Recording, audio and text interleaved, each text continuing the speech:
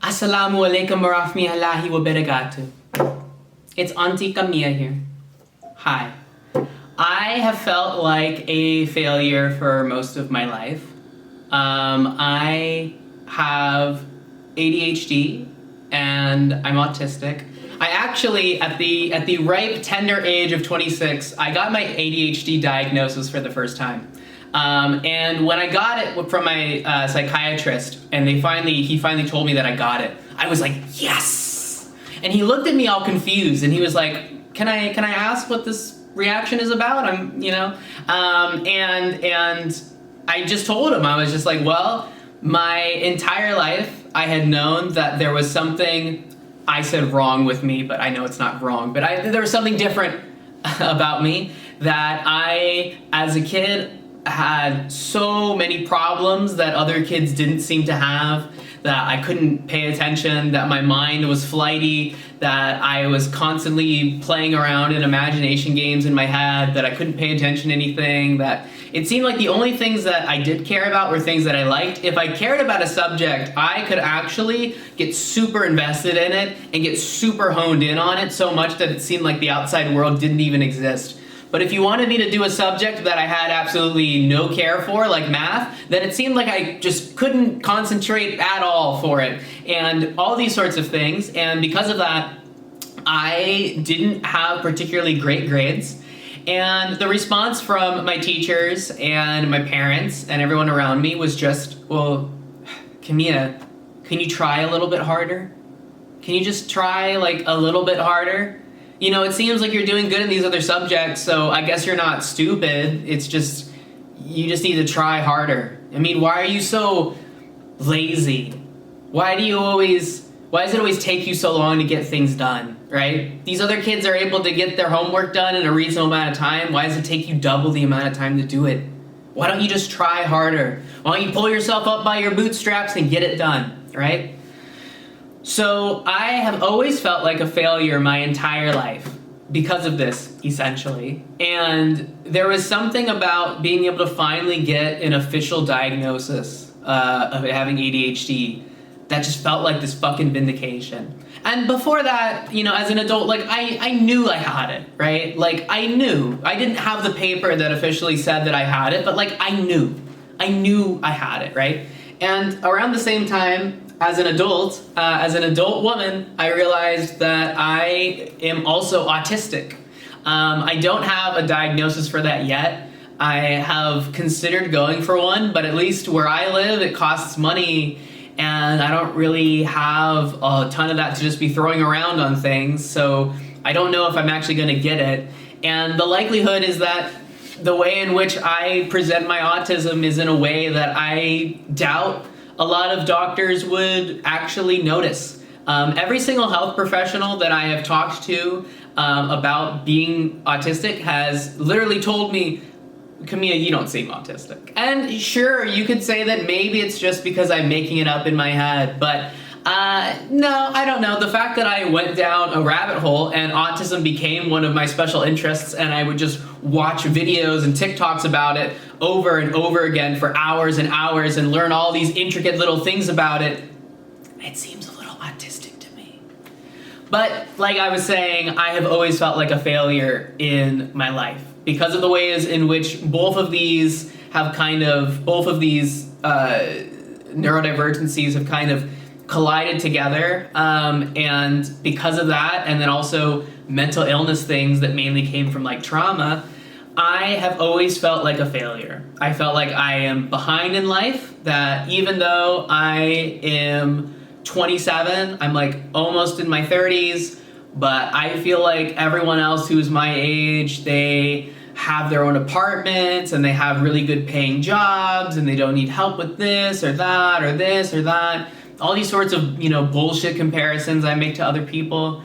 And I still struggle every single day with procrastination and like getting on track and not just getting lost in my own mind or getting lost in, let me just open this other tab on my computer real quick to do this one thing, and then it leads to this thing, and then leads to this thing, and then leads to this thing. Because it's the new year, 2025 just started, so I was really big on whole new year, new me sort of thing, and I really wanted to get my procrastination like under lock. I really wanted to get down to it. And because of that, I started like scheduling my days out and scheduling them out like very intricately. Hour by hour, I'm doing this, I'm doing this, I'm doing this. I wrote down, this is when I take a shower, this is when I eat dinner, this is when I do the dishes, this is when I do this assignment, this is when I do this work, this is when I do this thing and this thing and this thing. And I have really, it's only been like 5 or 6 days into the new year, but I have really struggled to be consistent with it. Most days I end up staying in bed longer than I'm supposed to. Most days I don't get as much done as I'm supposed to. I end up drifting a little bit. I still end up procrastinating. I still end up not doing all the things that I need to do. And for most of my life, because I felt like a failure, because I really internalized all these messages that everyone around me was giving me, my self-esteem was like negative 1,000. Like if you saw the inside of my head, you would be like, that is so disturbing the way that I talked to myself. I legitimately hated myself. I was constantly telling myself, Camille, you're so stupid. I can't believe you're so stupid. You did this again. I can't believe it. Once again, another day we've procrastinated on this thing and now it's almost due and now we have to work our ass off and crunch for this thing. Wow, another day that we forgot to pay this bill on time, so now there's an overdue fee for it. Great job, Camille. You're such a fucking loser. You're such a stupid fucking bitch. Wow, Camille, once again, we fucked up that social interaction. It was really awkward when we said that thing. That person probably hates us. They probably never want to talk to us again. Wow, Camille, we really botched that whole job interview thing, didn't we? I'm surprised that they didn't just laugh at us in the face. I'm surprised they didn't just tell us to leave. We're not going to get the job. We wouldn't get any job. The only reason that people do give us jobs is because they pity us. They look at us and they're like, wow, you're so pathetic. You're such a failure that, honestly, I want to be a good person, so I'm going to hire you out of the kindness of my heart. But on an objective level, you don't deserve anything, Camille. And you definitely don't deserve a job. You don't deserve any responsibility because you're just going to fuck everything up. And you don't even know how to put on makeup right. You don't even know, that's not how you're supposed to put on makeup, you stupid fucking bitch. You stupid fucking ugly whore. Every time you try to do makeup, you look like fucking disgusting. You look like a fucking clown. I can't believe that you would think that anybody would ever look at you and think that you're pretty. You're so disgusting, okay? And this is just how my mind worked for pretty much all of my life. I don't really remember a time when I wasn't incredibly mean to myself. I mean, really mean is underselling it. Like, I was abusive to myself. Like, straight up. I had been bullied by so many people. I had been abused by so many people. And I internalized that all so much that, like, I ended up saying things to myself that I don't think even they would have said. Like, even my harshest bullies and my harshest abusers wouldn't have said some of the things that I would say to myself just on a daily basis.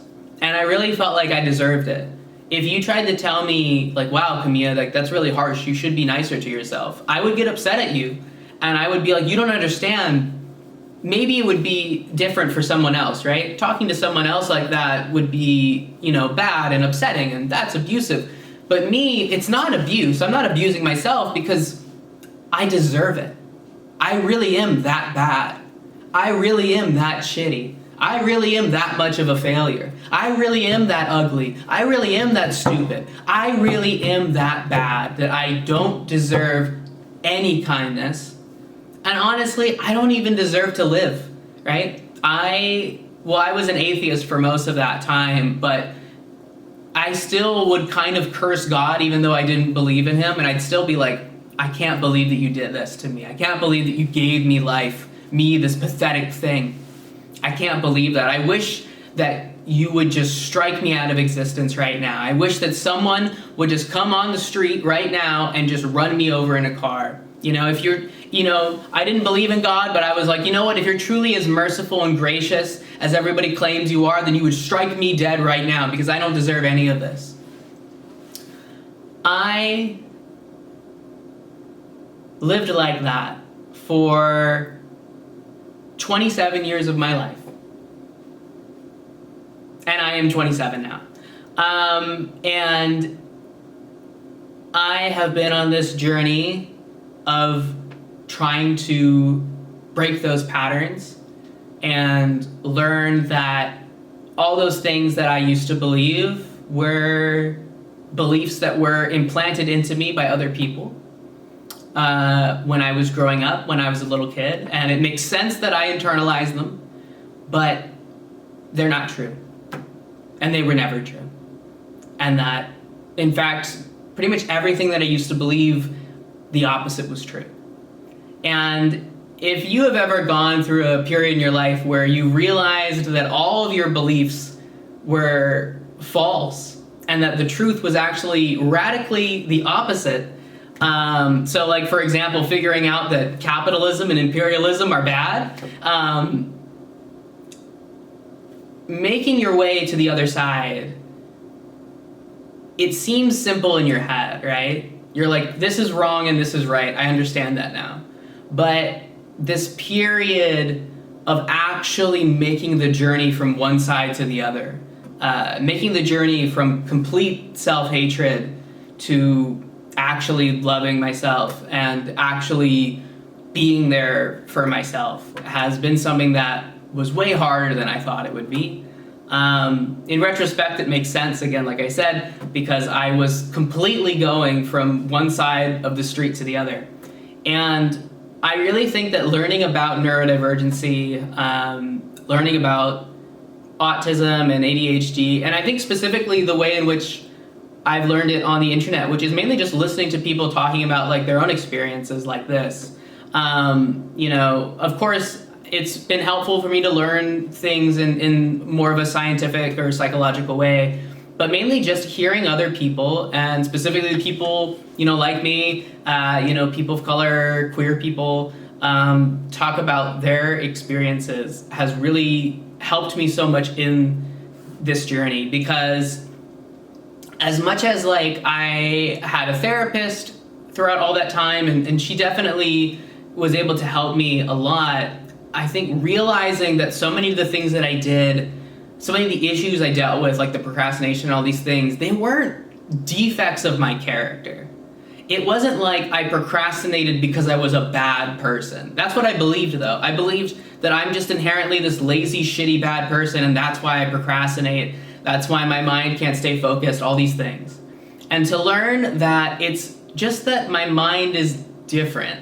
It's not even that it's bad, it's just different. But because we live in a society that is made for neurotypical people, and the ways in which it impacts with, you know, capitalism and all these other systems of oppression, makes it to where there's one way that you're supposed to do things, there's one way that you do your job, there's one way that you do school, there's one way that you're supposed to do all these things, and if you can't do it in the exact way that you're supposed to do that one way, that it automatically makes you bad, and there's all these moral judgments about it.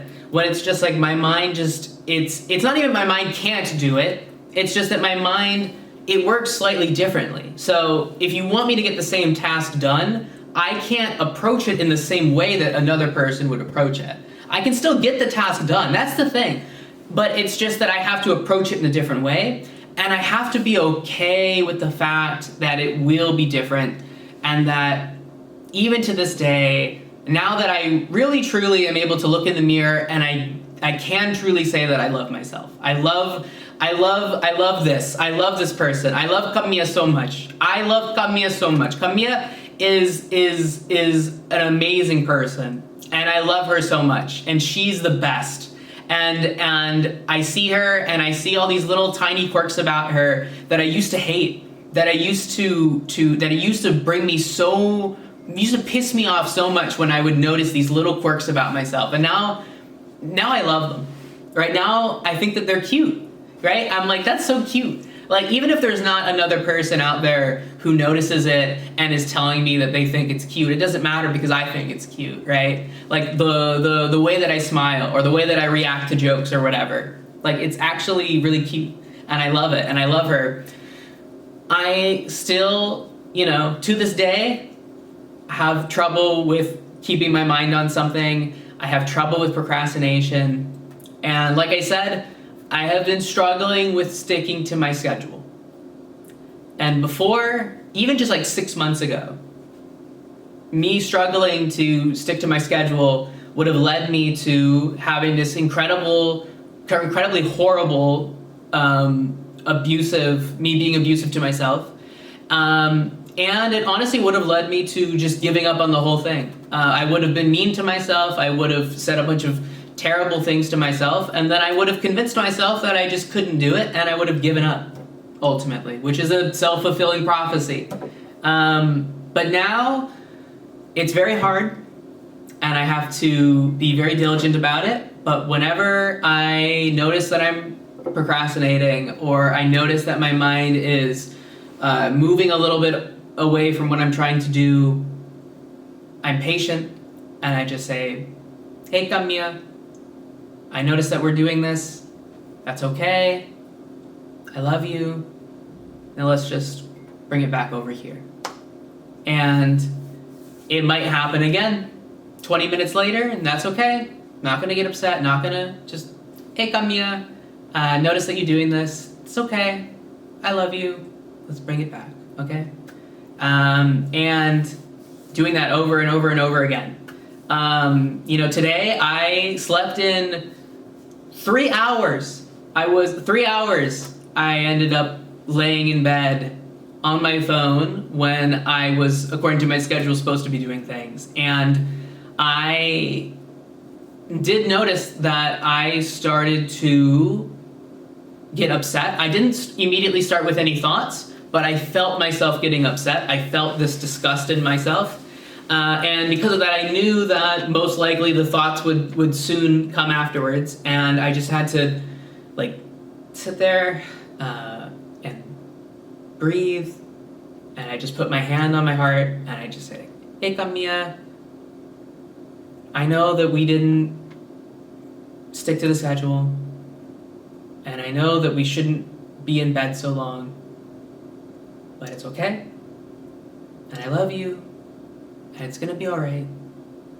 And it's gonna be okay, and I love you. And yeah, and I'm just trying my best to keep doing that every day. And it's very hard because I notice I still feel that impulse of wanting to snap back, of wanting to be mean, wanting to get upset at myself. And I just have to be loving, be that loving parent, and just be like, it's okay, and not excusing the behavior, not being like, hey, I think it's a good thing that we're sitting in bed all day, but at the same time, is me yelling at us gonna make us feel any better? No, it's actually just gonna make us continue to get off the schedule, and it's just gonna be like this terrible ball that starts rolling down a hill, and then everything gets worse, right? And I am sober. I've been sober for a month, actually, soon. I think it'll be a month soon. So, alhamdulillah. And, and again, just being like, it's okay. Hey, Camilla, it's okay. I love you.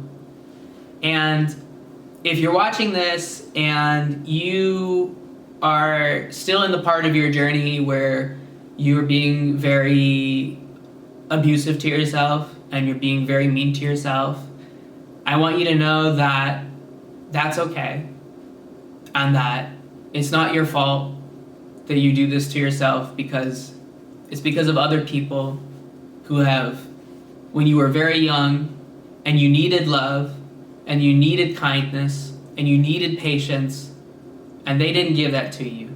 They gave you abuse, they hurt you, they took away your self-esteem.